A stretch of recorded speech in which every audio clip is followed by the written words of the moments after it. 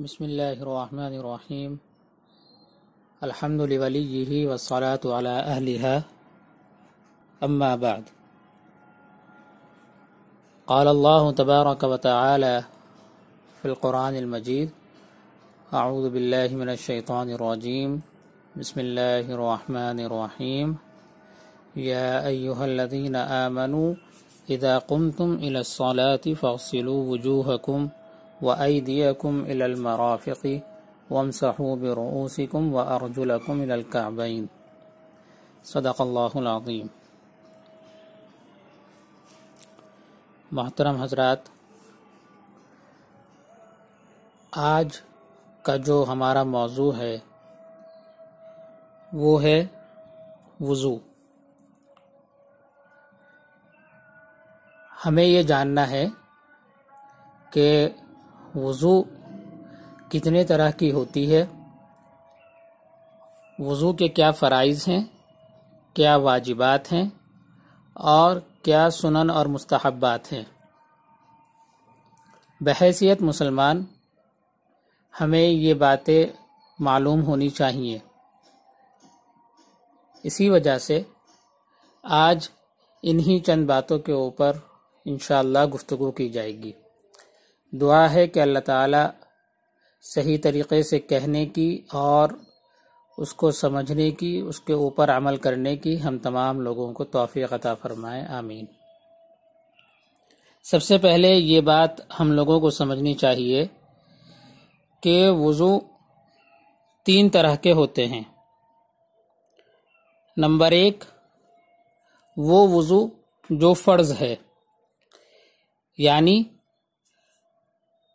جب آدمی محدث ہو، یعنی اس کی وضو نہ ہو اور اب وہ نماز پڑھنا چاہتا ہے یا سجدہ تلاوت کرنا چاہتا ہے، نماز جنازہ پڑھنا چاہتا ہے یا قرآن کریم کو چھونا چاہتا ہے، اس کو اٹھانا چاہتا ہے۔ یہ اگر ان صورتوں میں سے کوئی ایک صورت اس کے سامنے ہے تو اس صورت میں اس آدمی کے لیے وضو کا کرنا فرض ہے۔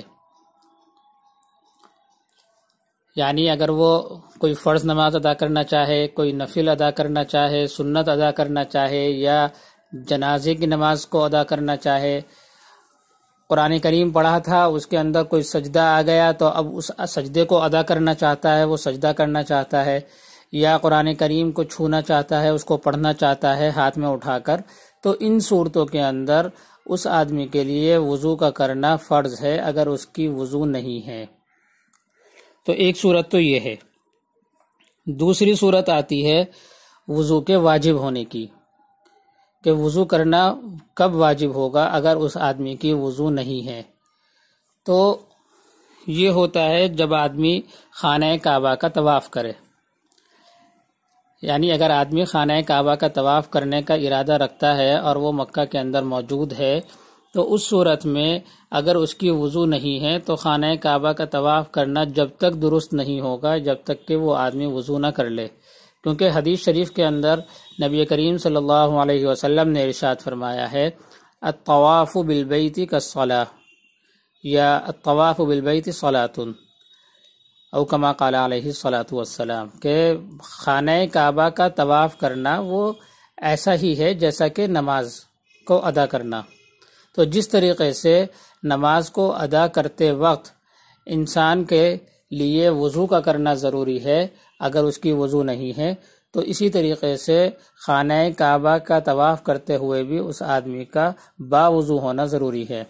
محدثین نے اور فقہا نے یہی تشریح اس حدیث کی لکھی ہے، کیونکہ ظاہر سی بات ہے کہ خانہ کعبہ کا طواف کرنا وہ نماز کی طرح صرف اسی معنی میں ہو سکتا ہے کہ اس کو تشبیہ دی جائے وضو کے اندر اور طہارت کے اندر، کیونکہ ظاہر سی بات ہے کہ نماز کے جو ارکان ہیں، اس کے جو افعال ہیں، اس کی جو حرکات ہیں وہ بالکل الگ ہیں، اور خانہ کعبہ کا جو طواف ہے وہ بالکل الگ چیز ہے۔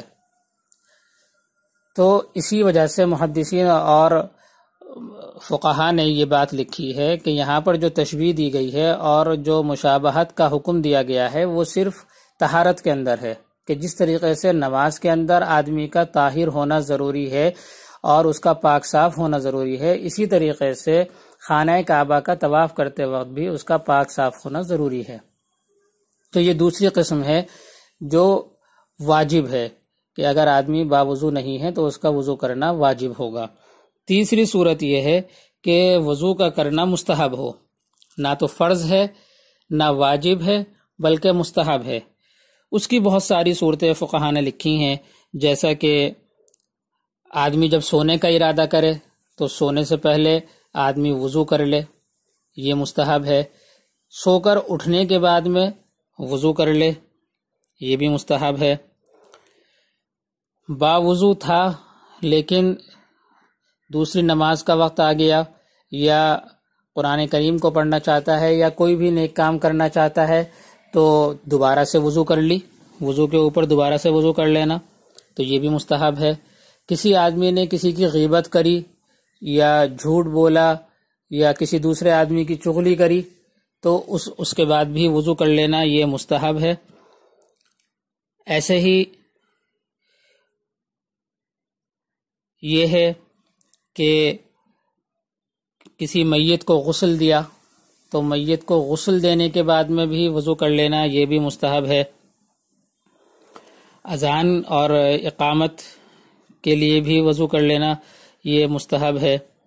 نبی کریم صلی اللہ علیہ وسلم کی قبر مبارک پر آدمی جا رہا ہے سلام پیش کرنے کے لیے، تو وہاں پر بھی جانے سے پہلے باوضو ہو جائے تو یہ بھی مستحب ہے۔ صفا اور مروہ کے درمیان میں سعی کرنی ہے تو اس سے پہلے بھی وضو کر لینا، یہ بھی مستحب ہے۔ تو اس طرح سے بہت ساری چیزیں ہیں جو مستحب جس کو فقہا نے قرار دیا ہے۔ تو معلوم ہوا کہ وضو کی تین قسمیں ہیں، سب سے پہلی قسم فرض ہے، دوسری قسم واجب ہے اور تیسری قسم مستحب ہے۔ اب یہ معلوم ہونا چاہیے کہ وضو کے اندر فرائض کتنے ہیں۔ ہمیں یہ تو معلوم ہو گیا کہ ایک قسم فرض ہے، دوسری واجب ہے، تیسری مستحب ہے، لیکن جب ہم وضو کرنا اب شروع کریں گے تو وضو کے اندر ہمیں معلوم ہونا چاہیے کہ وضو کے فرائض کیا ہیں، وضو کے مستحبات کیا ہیں، وضو کے جو واجبات ہیں وہ کیا ہیں، تاکہ وضو ہمارا صحیح طریقے سے ہو جائے اور اس کے بعد میں ہم لوگوں صحیح طریقے سے عبادات کو انجام دے سکیں۔ تو یہ معلوم ہونا چاہیے کہ جو وضو کے فرائض ہیں وہ 4 ہیں۔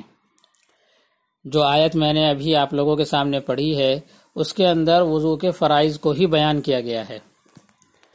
اللہ تعالیٰ ارشاد فرماتے ہیں، یا ایھا الذین آمنوا اذا قمتم الی الصلاۃ فاغسلوا وجوہکم وایدیکم الی المرافق۔ تو اس سے معلوم ہوا کہ سب سے پہلا جو فرض ہے وہ چہرے کو دھونا ہے۔ یا ایھا الذین آمنوا کہ ایمان والو، جب تم نماز کا ارادہ کرو، فاغسلوا وجوہکم کہ تم اپنے چہروں کو دھو لیا کرو۔ یعنی تو اس سے معلوم ہوا کہ ایک مرتبہ چہرے کا دھونا وہ فرض ہے۔ اور چہرہ کہاں کس کو جاتا ہے، یعنی کہاں سے کہاں تک چہرے کو دھونا فرض ہوگا؟ تو فقہا نے چہرے کی تعریف لکھی ہے کہ لمبائی میں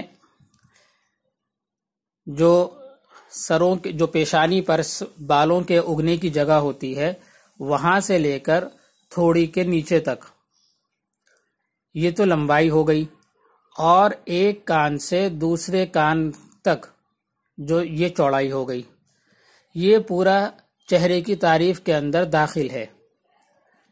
پیشانی پر جہاں سے سر کے بالوں کا اگنا شروع ہوتا ہے وہاں سے لے کر تھوڑی کے نیچے تک، اور ایک کان سے لے کر دوسرے کان تک، یہ جو پورا حصہ ہے اس پورے حصے کو چہرہ کہا جاتا ہے۔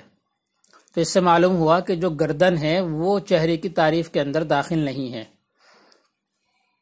تو اس پورے حصے کو ایک مرتبہ دھونا وہ فرض ہے، اللہ تعالیٰ کے ارشاد کی وجہ سے کہ فاغسلوا وجوہکم، اپنے چہروں کو دھو۔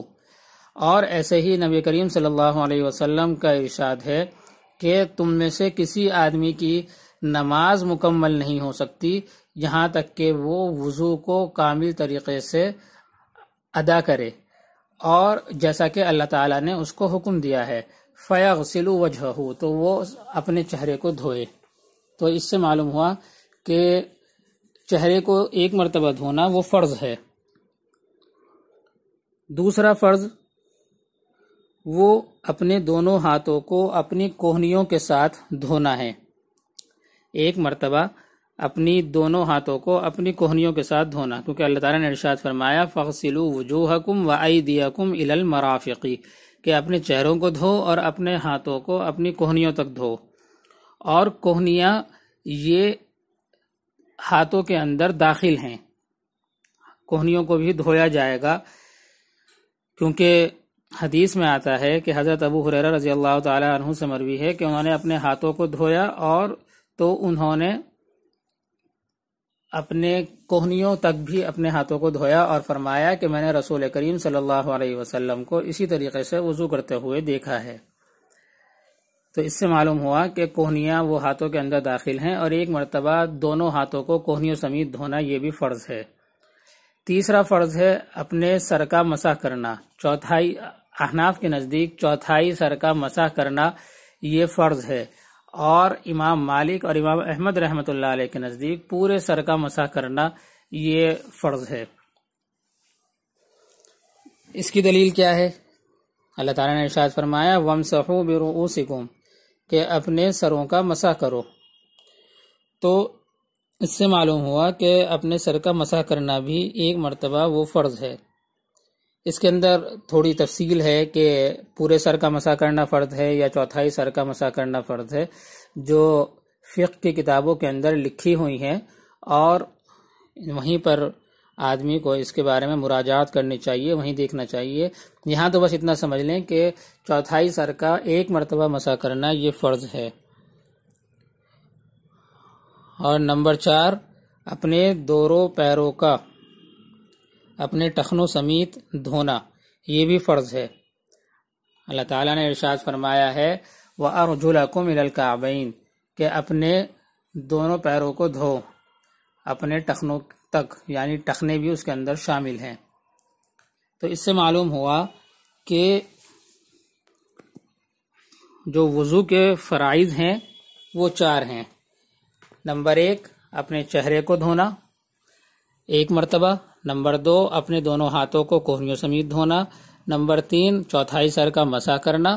نمبر 4، اپنے دونوں پیروں کو اپنے ٹخنوں سمیت دھونا۔ اس کے بعد یہ آتا ہے کہ وضو کے اندر جو سنتیں ہیں وہ کتنی ہیں اور کیا کیا ہیں، اور اسی کے ساتھ آتا ہے کہ وضو کے جو واجبات ہیں وہ کیا کیا ہیں۔ تو معلوم ہونا چاہیے کہ جو وضو کے واجبات ہیں ان میں سے سب سے پہلی شرط ہے مسلمان ہونا۔ ظاہر سی بات ہے کہ کوئی بھی کام ہو، کوئی بھی عبادت ہو، اس کے مقبول ہونے کے لیے سب سے پہلی شرط وہ انسان کا مسلمان ہونا ہے۔ اگر انسان مسلمان ہی نہیں ہوگا تو وہ عمل کتنا ہی پسندیدہ کیوں نہ ہو، کتنا ہی اچھا کیوں نہ ہو، وہ اللہ تعالیٰ کی بارگاہ کے اندر قبول اور مقبول نہیں ہوگا۔ اس لیے سب سے پہلی شرط جو فقہا نے لکھی ہے وہ ہے کہ مسلمان ہونا۔ نمبر 2، عقل مند ہونا۔ اس سے معلوم ہوا کہ جو مجنون ہے اس کے اوپر وضو کرنا وہ واجب نہیں ہے، کیونکہ مجنون وہ مکلف نہیں ہوتا، شریعت کے احکام کا وہ مکلف نہیں ہے، اسے عقل ہی نہیں ہے، اسے اچھے اور برے کی تمیز نہیں ہے، اسے یہ معلوم نہیں ہے کہ میں کیا کر رہا ہوں، تو لہٰذا اس سے احکامات ختم ہو جاتے ہیں۔ تو اس دوسری شرط ہے کہ عقل مند ہو، اس کو عقل ہو کہ میں کیا کر رہا ہوں۔ نمبر 3، تیسری شرط ہے کہ وہ بالغ ہو۔ بالغ ہونا بھی ضروری ہے، کیونکہ شریعت نے غیر بالغ کو احکامات کا مکلف نہیں بنایا۔ تو مسلمان ہو، عاقل ہو، بالغ ہو۔ نمبر 4، پانی کے استعمال کے اوپر وہ قادر ہو۔ اس کے اندر کئی صورتیں آ سکتی ہیں پانی کے استعمال پر قادر ہونے کی۔ ایک صورت یہ ہے کہ پانی کے اوپر وہ قادر ہو اور وہ پانی اس کے لیے کافی بھی ہو۔ اگر وہ پانی کافی نہیں ہو، بئی معنی کہ پانی اس کے پاس میں بہت کم ہے اور اتنا پانی نہیں ہے کہ وہ تمام اعضاء کو جن کا دھونا فرض ہے ان کو ایک ایک مرتبہ وہ دھو سکے. تو اگر وہ اس کے پاس میں اتنا پانی نہیں ہے تو ظاہر سی بات ہے کہ اب اس کو عاجز قرار دیا جائے گا اور یہ کہا جائے گا کہ اس سے حکم وضو کرنے کا وہ ساقط ہو گیا، کیونکہ اب وہ قادر ہی نہیں ہے، اس کے پاس میں اتنا پانی ہی موجود نہیں ہے کہ وہ ایک ایک مرتبہ بھی اپنے اعضاء جو اس کے اوپر جو اعضاء ہیں وضو کے اندر فرض ہیں جن کو دھونا، ان کو ایک ایک مرتبہ دھو سکے، اس کے اوپر بھی وہ قادر نہیں ہے. تو اس وجہ سے اب اس سے وضو کرنے کا حکم ساقط ہو جائے گا. دوسری صورت یہ ہو سکتی ہے کہ اس کے پاس اتنا پانی موجود ہے کہ وہ ایک ایک مرتبہ اپنے اعضاء کو دھو سکتا ہے، لیکن اگر وہ اس پانی کو وضو کے اندر لے کر آئے گا تو پھر اب اس کے پاس میں پانی ختم ہو جائے گا اور اس کے پاس پینے کا پانی باقی نہیں رہے گا. تو اس صورت میں بھی وضو کا حکم اس سے ساقط ہو جائے گا، کیونکہ اگر اس کے پاس پینے کا پانی نہیں رہے گا تو بعد میں پیاس لگنے کی صورت میں وہ پانی کہاں سے لائے گا. تو اس صورت میں بھی حکم اس سے ساقط ہو گیا. تیسری صورت یہ ہے کہ اس کے پاس میں پانی ہے اور اتنا پانی ہے کہ وہ اپنے اعضاء کو دھو سکتا ہے اور دھونے کے بعد میں بھی پانی اس کے پاس بچ جائے گا، لیکن وہ پانی طاہر نہیں ہے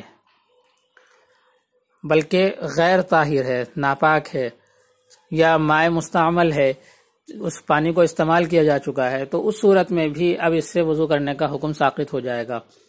ایک صورت یہ ہے کہ پانی اس کے پاس وافر مقدار میں موجود ہے اور پانی پاک بھی ہے، پانی کو استعمال کرنے کے بعد میں اس کے پاس پانی بچ بھی جائے گا. تمام صورتیں ہیں، لیکن اس کے باوجود وہ پانی کے استعمال کے اوپر قادر نہیں ہے، کسی مرض کی وجہ سے یا ٹھنڈ کی وجہ سے یا کوئی اور وجہ ایسی ہے کہ جس کی وجہ سے اس کو جان جانے کا خوف ہو جائے کہ اگر میں پانی کو استعمال کروں گا، تو پھر اس صورت میں بھی اب اس سے وضو کرنے کا حکم ساقط ہو جائے گا. تو اس سے معلوم ہوا کہ چوتھی شرط یہ ہے کہ وہ پانی کے استعمال کے اوپر قادر ہو اور وہ پانی اس کے لیے کافی بھی ہو. تو وضو کے واجب ہونے کی چوتھی شرط یہ ہے. پانچویں شرط وضو کے واجب ہونے کی وہ یہ ہے کہ حدث پایا جائے، یعنی وہ غیر طاہر ہو، اس کی وضو موجود نہ ہو. تو اس صورت میں اور وہ پھر اس کے بعد میں وہ نماز پڑھنا چاہے یا جنازے کی نماز پڑھنا چاہے یا خانہ کعبہ کا طواف کرنا چاہے تو اس صورت میں اس کے اوپر وضو کرنا واجب ہوگا. اور اگر عورت ہے تو اس کے لیے شرط یہ ہے کہ حیض اور نفاس نہ ہو، کیونکہ اگر حیض ہو وہ حائضہ ہوگی، اس کو خون آ رہا ہے یا نفاس کی صورت ہے، تو اس صورت میں بھی اس کے اوپر چونکہ نماز پڑھنا اور عبادت کرنا ہی اس کے لیے جائز نہیں ہے، اس سے منع کر دیا گیا ہے، تو لہذا وضو کرنا بھی اب اس کے لیے واجب نہیں ہوگا. تو یہ کچھ صورتیں ہیں جو وضو کے واجب ہونے کو بتلاتی ہیں کہ مسلمان ہو، عاقل ہو، بالغ ہو، پانی کے استعمال کے اوپر قادر ہو اور حدث پایا جائے یعنی وہ طاہر نہ ہو، اور عورت اگر ہے تو اس کے اندر حیض اور نفاس کی صورت نہ ہو. تو یہ صورتیں ہوں گی تو وضو کرنا واجب ہو جائے گا. اب آتے ہیں وضو کی سنتوں کی طرف کہ وضو کے اندر کیا کیا سنتیں ہیں. تو جاننا چاہیے کہ فقہاء نے وضو کی بہت ساری سنتیں بیان کی ہیں. بعض نے تو 18 تک ان کو گنوایا ہے اور بعض نے اس سے بھی زیادہ. تو چونکہ یہ موقع ایسا نہیں ہے کہ پوری تفصیل کے ساتھ میں ہر ایک سے بحث کی جائے، مختصراً کچھ سنتوں کو یہاں بیان کر دیا جاتا ہے اور تفصیل کے لیے جو فقہ کی کتابیں ہیں ان کی طرف رجوع کیا جائے یا اپنے علاقے کے جو علماء حضرات ہیں ان سے رابطہ کیا جائے اور ان سے اس کے بارے میں معلومات کی جائے. وضو کی جو مستحبات ہیں اور جو سنتیں ہیں ان میں سے ایک مسواک کرنا ہے. حدیث کے اندر آتا ہے نبی کریم صلی اللہ علیہ وسلم نے ارشاد فرمایا لولا ان اشق علی امتی لامرتهم بالسواک مع كل وضوء، کہ اگر مجھے اس بات کا اندیشہ نہ ہوتا کہ میری امت کے اوپر یہ بات شاق گزرے گی اور ان کو پریشانی ہوگی تو میں ان کو ہر وضو کے ساتھ میں مسواک کرنے کا حکم دیتا. لیکن چونکہ مجھے معلوم ہے کہ اگر یہ حکم دے دیا جائے تو ان لوگوں کو پریشانی ہوگی، اس وجہ سے نبی کریم صلی اللہ علیہ وسلم نے یہ حکم نہیں دیا۔ تو اسی وجہ سے اس کو سنت میں شمار کیا جاتا ہے کہ جب آدمی وضو کرنے کا ارادہ کرے تو وضو کی ابتدا میں، وضو کے شروع میں مسواک کر لے۔ فقہا نے لکھا ہے کہ اگر کسی وجہ سے مسواک بھول گیا اور مسواک اس کے پاس میں نہیں ہے تو پھر وہ اپنی انگلی سے ہی مسواک کر لے، اپنی انگلی کو دانتوں پر پھیر لے، تو یہ کہا جائے گا کہ یہ بھی مسواک کا بدل ہو گیا، لیکن اس کی عادت نہ بنائے، بلکہ یہ مجبوری کے تحت یہ حکم دیا گیا ہے۔ تو ایک حکم ہے مسواک کرنا۔ دوسری سنت ہے اپنے دونوں ہاتھوں کو اپنے گٹوں کے ساتھ میں دھونا۔ جو ہاتھوں کی جو کلائیاں ہوتی ہیں، وہاں پر جو ہڈی ہوتی ہے، تو ان کے ساتھ میں دونوں ہاتھوں کو ایک مرتبہ دھویا جائے، تو یہ بھی سنت ہے۔ اور وضو کے شروع میں بسم اللہ پڑھنا، یہ بھی سنت ہے۔ اور 3 مرتبہ کلی کرنا، 3 مرتبہ ناک میں پانی چڑھانا، یہ بھی سنت ہے۔ اور کلی کرنا، ناک میں پانی چڑھانا دائیں ہاتھ سے ہو، پھر اس کے بعد میں ناک کو صاف کرنا اور ناک کو جھاڑنا یہ بائیں ہاتھ سے ہو، تو یہ بھی سنت ہے۔ ایسے ہی اگر داڑھی وہ گھنی ہے تو اس کا خلال کرنا اور اس کے اندر انگلیوں کو ڈالنا تاکہ پانی وہ داڑھی کے اندر بھی پہنچ جائے، انگلیوں کا خلال کرنا، اور ہر عضو کو 3 مرتبہ دھونا، یہ بھی سنت ہے۔ پورے سر کا 1 مرتبہ مسح کرنا، یہ بھی سنت ہے۔ یہاں یہ دھیان رکھیں کہ پہلے بات آئی تھی فرض کے اندر کہ چوتھائی سر کا مسح کرنا یہ فرض ہے اور پورے سر کا مسح کرنا یہ سنت ہے۔ تو اس بات کا دھیان رکھیں کہ چوتھائی سر کا اگر کسی آدمی نے مسح کر لیا اور پورے سر کا مسح نہیں کیا تو وضو اس کی ادا ہو گئی، وضو ہو جائے گی، لیکن سنت طریقے سے ادا نہیں ہوئی، اس لیے پورے سر کا مسح کر لے 1 مرتبہ تو فرض بھی ادا ہو گیا اور سنت کے اوپر بھی عمل ہو جائے گا۔ ایسے ہی دونوں کانوں کا مسح کرنا یہ بھی سنت ہے، اور اپنے اعضاء کو رگڑنا، ان کے اوپر ہاتھ پھیرنا، ان کو رگڑنا یہ بھی سنت ہے، اور جلدی کرنا، پے در پہ کرنا، ایسا نہ ہو کہ اتنی دیر وضو کے اندر لگا دے کہ دوسرا عضو جس کو دھویا تھا وہ خشک ہو جائے، بلکہ جلدی وضو کی جائے، اور ترتیب بھی ملحوظ رہے کہ جس طریقے سے اللہ تعالیٰ نے آیت کے اندر ارشاد فرمایا کہ سب سے پہلے منہ کو اور چہرے کو دھونے کا حکم دیا، اس کے بعد میں اپنے دونوں ہاتھوں کو، پھر سر کا مسح کرنا، اور اس کے بعد میں پیروں کا مسح کرنا۔ تو اس ترتیب کا بھی خیال رکھے، تو یہ ترتیب کا خیال رکھنا بھی سنت ہے، یہ فرض اور واجب نہیں ہے۔ اس وجہ سے کہ حدیث کے اندر آتا ہے کہ ایک صحابی فرماتے ہیں کہ میں نے نبی کریم صلی اللہ علیہ وسلم کو دیکھا کہ انہوں نے وضو کیا۔ حضرت مقدام کی روایت ہے، وہ کہتے ہیں کہ نبی کریم صلی اللہ علیہ وسلم کے پاس میں وضو کا پانی لایا گیا تو آپ صلی اللہ علیہ وسلم نے اپنے دونوں ہتھیلیوں کو 3 مرتبہ دھویا، پھر اپنے چہرے کو دھویا، پھر اپنے دونوں ہاتھوں کو دھویا، پھر کلی کری اور ناک میں پانی چڑھایا، اور اس کے بعد میں اپنے سر کا مسح کیا۔ تو اس سے معلوم ہوا کہ وضو کے اندر ترتیب کا خیال رکھنا یہ فرض یا واجب نہیں ہے بلکہ سنت ہے۔ ایسے ہی دائیں طرف سے شروع کرنا، جو اعضاء ہیں جیسے ہاتھ ہے یا پیر ہیں تو ان میں دائیں کو پہلے دھویا جائے اور بائیں کو بعد میں دھویا جائے۔ ایسے ہی گردن کا اور گدی کا مسح کیا جائے، گردن کا مسح کرنا سنت نہیں ہے بلکہ گدی کا مسح کیا جائے وہ سنت ہے۔ تو یہ کچھ سنتیں ہیں اور مستحبات ہیں جو وضو کے اندر جن کا خیال رکھنا ہم لوگوں کو چاہیے۔